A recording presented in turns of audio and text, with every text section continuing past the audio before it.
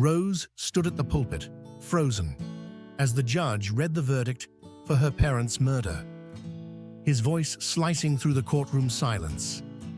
The court finds you guilty of first-degree murder of Mr. and Mrs. Anderson. You are hereby sentenced to life in prison without the possibility of parole. For a brief moment, she felt relief. The man who broke into their home, the man who shot her parents in cold blood while she was sleeping over at her best friend's house, would never see freedom again. The monster who shattered her life would rot behind bars forever. But then, the truth hit harder than the verdict. Her parents were still gone forever. She began to sob, not for justice, but for the two people she would never hug again. She was only 13, and now, alone, an orphan. She remembered their family dinners, her mom laughing, her dad reading the newspaper. With deep remorse, she also remembered slamming her bedroom door at them many times.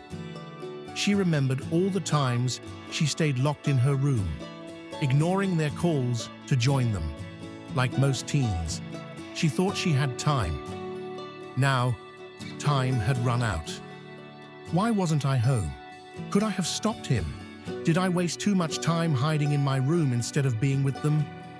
She stumbled out of the courtroom, tears pouring, as the convict, now in cuffles, was dragged away.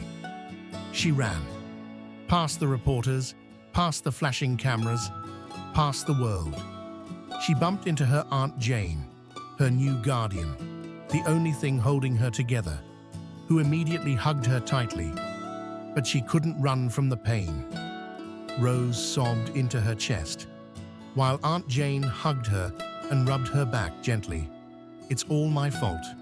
If only I had been better. If only I had been there. If I had been a better daughter. Rose said, sobbing. Aunt Jane replied, softly but firmly, "No, my darling, what happened was evil. But this wasn't your fault. And I want you to know something. Forgiveness doesn't mean forgetting or pretending it doesn't hurt.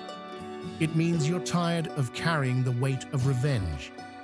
It's saying, yes, you took something from me, but I won't let that make me bitter forever. It means choosing peace over pain, letting go of the debt, not because they deserve it, but because you do." And in that moment, Rose realized justice had been served, but peace